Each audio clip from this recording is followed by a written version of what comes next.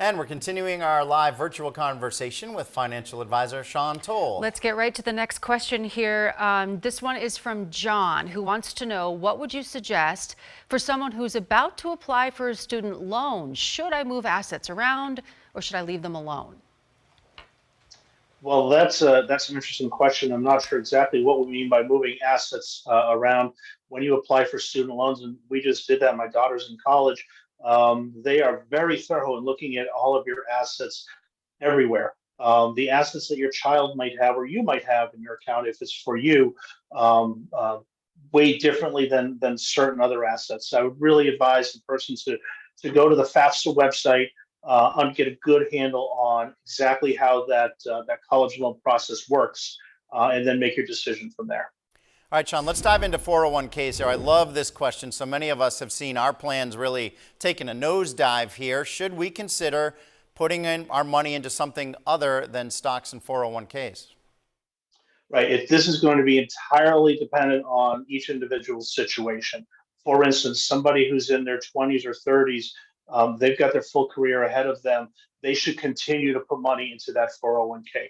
Continue to put money in with every single paycheck. Because the markets are down right now, you're now buying low, and we know over the long run they will rise. Now, on the flip side, if you're in your 60s or 70s and you've spent your career amassing that money, you can't put any more in. So you now might want to look to put it into some safer places that are going to be less volatile with less susceptibility to declines. One example might be I bonds. These are inflation-linked bonds. You can only buy 10,000 per year. You have to hold it for 12 months, but you get 9.62% on that right now. So if you have money that you want to be safe, or maybe it's just in the bank and it's not doing much, I bonds are a great opportunity.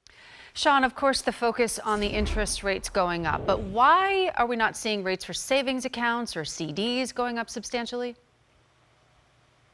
Because the banks need to make money now. I think we will see CDs rates increasing. They haven't been what they used to be 2 decades ago. It has to do with the economies of the banks and how they're making money. Essentially, they pay money to depositors or people putting put money in their CDs, and then they receive money for the loans they issue. And there's a spread between the two, and that's where they make their money. And right now, the spread, I believe, is fairly tight. So that's why we're not seeing some of that increase. We're talking a lot about savings and investing here, but what about the folks, Sean, who are living paycheck to paycheck? How can they possibly go about building up emergency savings? This is going to come back. A great question is going to come back to what we talked about a few minutes ago. You really need to take a look at your budget. Okay, take a look at that budget and see where your money is going, and try to identify places where you can cut back.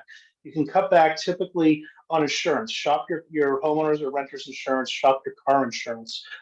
Look at your cell phone bill. I can't tell you how many people have multi-$100 cell phone bills when they could cut that down to sub $100 bills. You got to go out there and look at that. Another place that we're all seeing right now are much higher energy bills. Our electric bill doubled last month. If you go to energy.nh.gov, you can look at other suppliers that you can then select in there that may be less than Eversource or whatever your supplier is today. I really highly recommend that.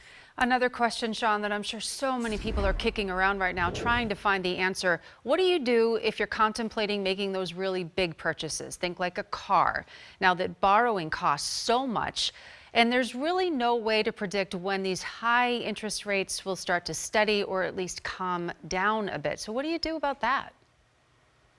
You know what? That's a tough situation. Sometimes you're just forced into it. If you need a car to get to work and you have to replace it, you're going to have to go out and buy one. And unfortunately, you're going to be paying higher rates on that loan than you would have just a year ago. Again, you have to do what you have to do.